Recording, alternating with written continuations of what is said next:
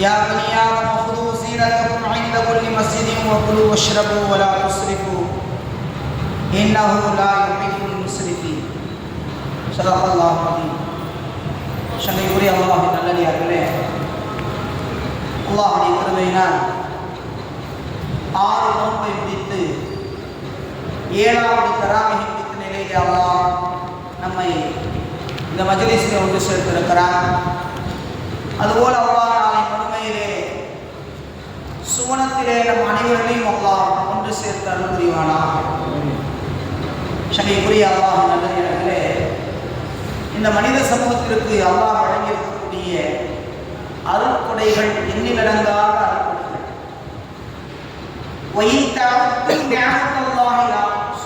அல்லாஹ் தன்னுடைய அருமறையில் சொல்லும் பொழுது இந்த அடியார்களுக்கு நாம் வழங்கியிருக்கக்கூடிய நியாமத்துகளை அவர்கள் எண்ணி பார்க்க வேண்டும் என்று முற்பட்டால் ஒரு காலத்திலும் அவர்களால் எண்ணி பார்க்க முடியாது. ஏனென்றால் அந்த அளவிற்கான நம்முடைய நியாமத்துகளை அருட்கொடைகளை நாம் அவர்கள் அனுபவிக்க வேண்டும் என்பதற்காக மனிதனுக்கு முழு உரிமையை கொடுத்து நாம் என்ன செய்திருக்கிறோம், அவர்களுக்கு நம்முடைய நியாமத்துகளை விசாலப்படுத்தியிருக்கிறோம் என்று சொல்லிவிட்டு அடுத்து சொல்லுகிறார். அதிலே அவர்கள் வீண் விரயம் செய்துவிடக் கூடாது என்றும் அல்லாஹ் ஜல்லஷானுக்காக தெளிவாக சொல்லி காட்டுகிறார். அருமையானவர்களே, இன்றைய தினம் ஓதப்பட்ட சூரா அல் அஅராஃப் என்று சொல்லக்கூடிய அத்தியாயத்திலே 31வது வசனத்தில் அல்லாஹ் சொல்லும் பொழுது யா பனி ஆதம் ஃபுது ஸீனத்தக்கும் இன்த குல்லி மஸ்ஜிதின் வகுலு வஷ்ரபு வலா துஸ்ரிஃபு இன்னஹு லா யுஹிப்புல் முஸ்ரிஃபீன். ஆதமுடைய மக்களே, நீங்கள் தொழும்போதெல்லாம் ஆடைகளினால் உங்களை அலங்கரித்துக் கொள்ளுங்கள். இறைவன் உங்களுக்கு அனுமதித்தவற்றை நீங்கள் தாராளமாக சாப்பிடுங்கள், உண்ணுங்கள், பருகுங்கள். ஆனால் வீண் விரயம் செய்து விடாதீர்கள். அவ்வாறு செய்வீர்களே ஆனால் நிச்சயமாக அல்லாஹ் வீண் விரயம் செய்பவர்களை நேசிப்பதில்லை என்று அல்லாஹ் தெளிவாக தன்னுடைய அருமையான திருமறையிலே தெளிவுபடுத்துகிறார். அருமையானவர்களே, இந்த வசனத்தை நாம் வெறும் உண்ணக்கூடிய உணவு பழக்கத்தை பற்றி மட்டுமே அல்லாஹ் இந்த இடத்துல பேசவில்லை. மாறாக ஒரு மனிதன் தன்னை அலங்கரிக்கக்கூடிய விஷயத்தையும், அதிலும் குறிப்பாக தொழுகை நின்றால் எப்படி நிற்க வேண்டும் என்ற தத்துவத்தையும் அல்லாஹ் இந்த இடத்துல நமக்கு தெளிவுபடுத்துகின்றார். தமிழிலே ஒரு பழமொழி சொல்வார்கள், ஆடை இல்லாத மனிதன் அரை மனிதன் என்று சொல்வார்கள். இந்த வசனம் இறங்கியதற்குண்டான காரணத்தை பெருமானார் ஸல்லல்லாஹு அலைஹி வஸல்லம் சொல்லும் பொழுது ஐயாமுல் ஜாஹிலியா என்று சொல்லக்கூடிய அரபியர்களின் மூட பழக்க வழக்கத்தில் இருக்கும் பொழுது காபத்துல்லாஹ்வுக்கு என்ன செய்வார்கள், தவாஃப் செய்ய வருவார்கள். அல்லாஹ் என்று ஏற்றுக்கொள்வதிலேயும் ரசூலை முஹம்மது ஸல்லல்லாஹு அலைஹி வஸல்லம் அவர்களை ரசூலாக ஏற்றுக்கொள்ளக்கூடிய விஷயத்திலும் அவர்கள் முரண்பட்டாலும் கூட ஏதோ ஒரு இறை நம்பிக்கை அந்த காபாவை தவாஃப் செய்வதிலே அவர்களுக்கு ஒரு தனி அலாதி இருந்தது. ஒரு சில நேரங்களிலே காபத்துல்லாஹ்வை தவாஃப் செய்ய வரும் பொழுது நிறுவனமாக வருவார்கள், ஆடையின்றி வருவார்கள். அப்படி வரும் பொழுதுதான் அதற்கு அவர்கள் சொல்லக்கூடிய காரணம் என்னவென்று சொன்னால், நாங்கள் எங்களுடைய ஆடை அழுக்கானது, இறைவனை நாங்கள் வணங்கும் பொழுது என்ன செய்யணும், அழுக்கான இந்த ஆடையிலே நாங்கள் வரக்கூடாது என்று அவர்கள் ஒரு தவறான ஒரு காரணத்தை, அதாவது மூட பழக்க வழக்கத்திலே ஒரு தவறான கருத்தை முன்வைப்பார்கள். அப்பொழுதுதான் அல்லாஹ் இந்த வசனத்தை இறக்குகிறார்.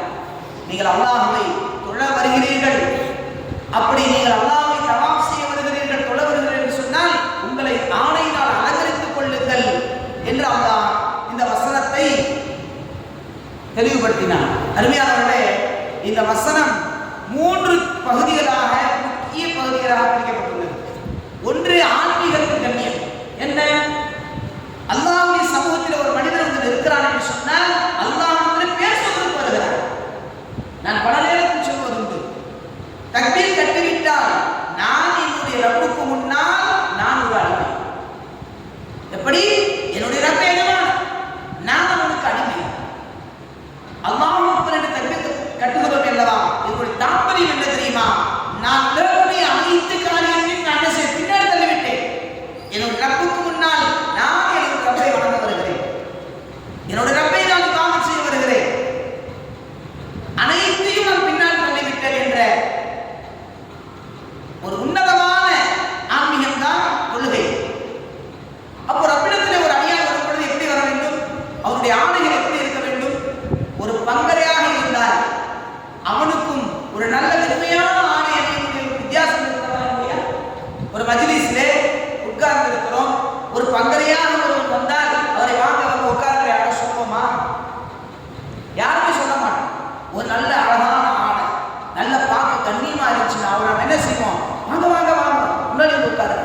சொல்றமா இல்லையா? இயற்கையா இல்லையா இது?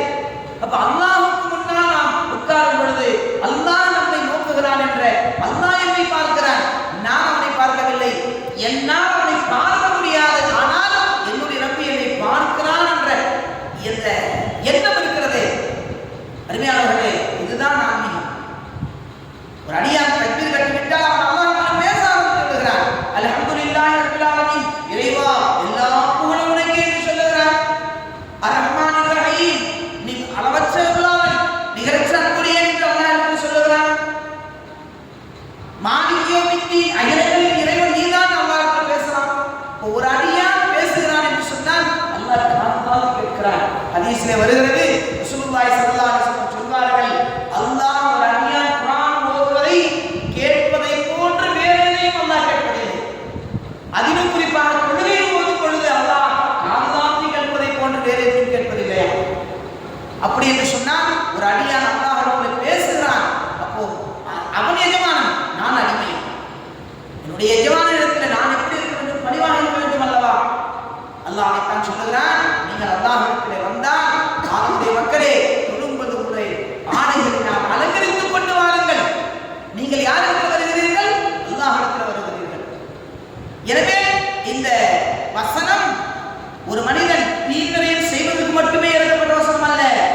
இதிலே குறிப்பாக சொல்ல வேண்டுமானால் எல்லா விஷயத்தையும் உள்ளடக்கிய வசனமாக இந்த வசனத்தை அல்லாஹ் இறக்கி வைத்திருக்கிறார். அருமையானவர்களே, இரண்டாவது கருத்து, வாழ்வாதாரத்தை அனுபவிக்கக்கூடிய ஒரு விஷயத்தை அல்லாஹ் இந்த வசனத்தின் மூலமாக, எப்படி உண்ணுங்கள் பருகுங்கள், உண்ணுங்கள் பருகுங்கள். அல்லாஹ் உலகத்துல எல்லா விஷயமும் மனிதனுக்கு தான் படைச்சிருக்கான். மனிதன் சாப்பிடுவதற்காக தான் அனைத்து வஸ்துகளும் படைக்கப்பட்டிருக்கிறது. அதனால அல்லாஹ் சொல்றான், வாழ்வாதாரத்தை பெருக்கிக் கொள்வதற்காக நீங்கள் என்ன செய்யுங்க? வியாபாரம் செய்யுங்க. குர்ஆன் சொல்லுது, ஃபைதா குதியத்திஸ் ஸலாத்து ஃபந்தஷிரு ஃபில் அர்தி வப்தகு மின் ஃபத்லில்லாஹ். தொழுகையை முடித்து விட்டால் என்ன செய்யுங்க? பறந்து திரிந்து உங்களுடைய இறையை தேடிக் கொள்ளுங்கள். அல்லாஹ்வுடைய ஃபضل என்று சொல்லக்கூடிய இறையை நீங்கள் தேடிக் கொள்ளுங்கள் என்று குர்ஆன் சொல்லுகிறது. அப்ப அல்லாஹ் உங்களுக்காக உண்ணுங்கள் பருகுங்கள், உங்களுடைய வாழ்வாதாரத்தை என்ன செய்யுங்க? பெருக்கிக் கொள்ளுங்கள் என்பதாக பொருள். ஹஜ்ரத் சல்மான் ஃபாரிஸி ரலியல்லாஹு தஆலா அன்ஹு, ஹஜ்ரத் அபூ தர்ரா ரலியல்லாஹு தஆலா அன்ஹு, இந்த ரெண்டு சஹாபி ஸல்லல்லாஹு அலைஹி வஸல்லம் சகோதரர்களாக ஆகிறார்கள். எப்பொழுது ஸல்லல்லாஹு அலைஹி வஸல்லம் மக்காவிலிருந்து மதீனாவுக்கு ஹிஜ்ரத் செல்கிறார்கள். ஹிஜ்ரத் சென்ற பிறகு ஒவ்வொரு சஹாபியும் பிடிச்சு என்ன செய்றாங்க? அன்சாரிகளிடத்தில் ஒப்படைக்கிறார்கள். ஒரு முஹாஜிர், ஒரு அன்சாரி. அப்துர் ரஹ்மான் இப்னு அவுஃப் ரலியல்லாஹு தஆலா அவருக்கு ஒரு சஹாபி என்ன செய்றாங்க? ஸல்லல்லாஹு அலைஹி வஸல்லம் ஆகிறாங்க. அது மாதிரி சல்மான் ஃபாரிஸிக்கு அபூ தர்ரா ரெண்டு பேரும் சகோதரர்களாகிறாங்க. ஆகிட்டு ஸல்லல்லாஹு அலைஹி சொல்றாங்க, அபூ தர்ரா ரலியல்லாஹு தஆலா அவங்க எப்படிப்பட்டவர்கள் சொன்னா, இபாதத்துல தன்னையே வருத்திக் கொள்ளக்கூடிய மார்க்கத்துல சில சட்டங்கள் இருக்கு. வருஷம் 365 நாள் நோன்பு வைக்கிறதுக்கு மார்க்கத்தில் அனுமதி இல்லை. 24 மணி நேரம் பள்ளிவாசல்லையே செய்தாட்டு அல்லாஹ் அல்லாஹ் அல்லாஹ் சொல்றது மார்க்கம் இல்லை. இது யாருக்கு இந்த பழக்கம்? அபூ தர்ரா சல்மான் ஃபாரிஸி ரலியல்லாஹு அன்ஹு இருந்துச்சு. இப்ப சல்மான் ஃபாரிஸி யாரு? அன்சாரி. அபூ தர்ரா யாரு? முஹாஜிர். பார்க்குறாங்க, இவர் 24 மணி நேரம் அப்படியே இபாதத்துல இருக்காரு, மனைவி மக்கள் இருக்காங்க, குடும்பம் இருக்குது, எல்லாமே. இந்த செய்தியை ஸல்லல்லாஹு அலைஹி வஸல்லம் சொல்றாரு அபூ தர்ரா. என்ன சொல்ல, சல்மான் இப்படி பண்றாரு, வியாபாரம் செய்யறது இல்லை, 24 மணி நேரம் நோக்க வச்சுக்கிறார், இது குறித்து நீங்க என்ன சொல்ல வரீங்க? அவரை கூப்பிட்டு கண்டீங்கன்னு சொல்லி என்ன செய்யறாரு? அபூ தர்ரா போய் சொல்றாரு ஸல்லல்லாஹு அலைஹி வஸல்லம் கிட்ட. ஸல்லல்லாஹு அலைஹி வஸல்லம் கூப்பிட்டாங்க, இங்க வா, நானும் தான் நோன்பு வைக்கிறேன், நானும் தான் தொழுகிறேன், நானும் தான் எல்லா கடமையும் செய்யறேன், குடும்பத்தில் ஈடுபடுறேன், மனைவிகளோட சந்தோஷமா இருக்கேன். இதுதான் மார்க்கம். அல்லாஹ் உனக்கு வாழ்வாதாரத்தை நீ பெருக்கிக் கொள்வதற்காக, நீ சாப்பிட வேண்டும் என்பதற்காக, உன்னுடைய குடும்பத்தை காப்பாற்ற வேண்டும் என்பதற்காக அவன் வியாபாரத்தை கொடுத்திருக்கான் அப்படின்னு சொல்லி ஸல்லல்லாஹு அலைஹி வஸல்லம் அறிவுரை சொல்லி அனுப்பி வைக்கிறாங்க. இப்போ அல்லாஹ் இந்த உலகத்துல உண்ணுங்கள் பருகுங்கள் என்று சொன்னால் என்ன அர்த்தம்? அல்லாஹ் ரிஸ்கை நீங்க தேடிக்கொள்ளுங்கள், குடும்பத்தை சந்தோஷமாக வைத்துக் கொள்ளுங்கள், அவர்களுக்காக நீங்கள் செலவு செய்யுங்கள், அவர்களுக்காக வியாபாரம் செய்யுங்கள். அதே சமயத்தில் கடைசியாக வரம்பு மீறுதலின் ஆபத்து மீன்களையும் செய்து விடார்கள். இந்த ஆயத்துடைய நோக்கமே அதுதான். உண்ணுங்கள் உண்ணுங்கள் பருகுங்கள் குலு வஷ்ரபு வலா முஸ்ரிஃபு இன்னஹு லா யுஹிப்புல் முஸ்ரிஃபீன். வீண் விரயம் செய்பவர்களை அல்லாஹ் நேசிப்பதில்லை. வீண் விரயம் செய்பவர்கள் குறித்து அல்லாஹ் சொல்லும் பொழுது வகானு யஹ்வான ஷயாத்தீன், ஷைத்தானுடைய சகோதரர்கள் என்று அல்லாஹ் சொல்கிறார். அருமையானவர்களே, இன்னைக்கு நாம எல்லாத்துலையும் எந்த அளவுக்கு அப்படின்னு சொன்னா, இன்னைக்கு நாம சாப்பிடக்கூடிய உணவிலிருந்து ஒரு ஆய்வு சொல்லுகிறது, கிட்டத்தட்ட 1.3 பில்லியன் டன் வீணாக்கப்படுகிறது. உணவு பண்டங்கள் 1.3 டன் பில்லியன் உணவு பண்டங்கள் வீணாக்கப்படுது. உலகம் முழுவதும் பல நூற்றுக்கணக்கான இல்லை ஆயிரக்கணக்கான கோடிக்கணக்கான மக்கள் பசியால் வாடிக்கொண்டிருக்கிறார்கள். ஒருவேளை உணவு இன்னைக்கு வரைக்கும் சரிதான். சோமாலியா போன்ற நாடுகள் ஒருவேளை உணவு பெரிய விஷயம். இன்னைக்கும் இதே காசா பகுதியில் இஸ்ரேலுடைய தாக்குதல்னால பலஸ்தீன் மக்களுக்கு இன்னைக்கும் ஒருவேளை உணவு தான். நோன்பு வச்சிருப்பாங்க, ஒருவேளை உணவு கிடைக்கிறது பெரிய விஷயம். இன்னைக்கு நம்ம எவ்வளவு தெரியும் இஸ்லாம் பண்றோம். நான் பல நேரங்களில் சொல்வது, ஒரு மனிதனுக்கு ஒரு ஆண்டுக்கு 3 ஆடை 4 ஆடை சொன்னால் இது அவனுக்கு போதுமானது இல்லை. எனக்கு இன்னொன்று தேவைன்னு சொன்னா அது இஸ்லாம் மீன் நிறையா. எனக்கு ஒரு வீடு போதுமானது, இன்னொரு வீடு சேஃப்டிக்கு போதும், எனக்கு இன்னொரு பங்களாக சொல்றது இது மீன் நிறையா. ஒரு சஹாபி ரலியல்லாஹு தஆலா மாடிகை மாறி வீடு கட்டி வச்சிருந்தார். ஸல்லல்லாஹு அலைஹி வஸல்லம் அந்த வழியா போனாங்க, பார்த்தாங்க, இது யாருடைய வீடுன்னு கேட்டாங்க. இந்த சஹாபியுடைய வீடுன்னு தான் சொல்லப்பட்டுச்சு. அவ்வளவுதான். வீடு கட்டிருந்தார்கள். அந்த சஹாபி 3 நாள் கழிச்சு ஸல்லல்லாஹு அலைஹி வஸல்லம் பார்க்க வந்து சலாம் சொன்னார். ஸல்லல்லாஹு அலைஹி வஸல்லம் பதில் சொல்லல. இவருக்கு ஒரு மாதிரி ஆயிடுச்சு. நபி நம்மள்கிட்ட பதில் சொல்லலையே, என்னாச்சோ ஏதாச்சோன்னு சொல்லி ஒரு சந்தேகம் வந்துச்சு.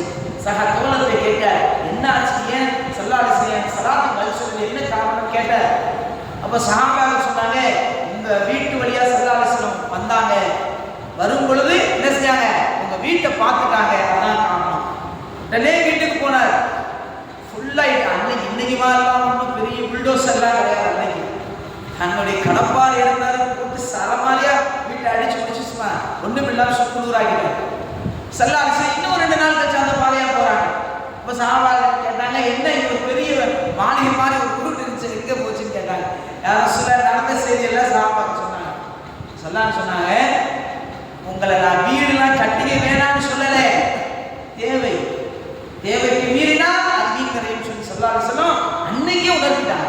அருமையானவர்களே, எனவே அல்லாஹ் நம்மளை சம்பாதிக்க வேணாம்னு தடை செய்யல, அவனுடைய ஃபضல தேட வேணாம்னு சொல்லல, குடும்பத்தை பார்க்க வேணாம்னு சொல்லல, எல்லாம் செய்யுங்க, அல்லாஹ்வுடைய அருளை அறிந்து கொள்ளுங்கள்.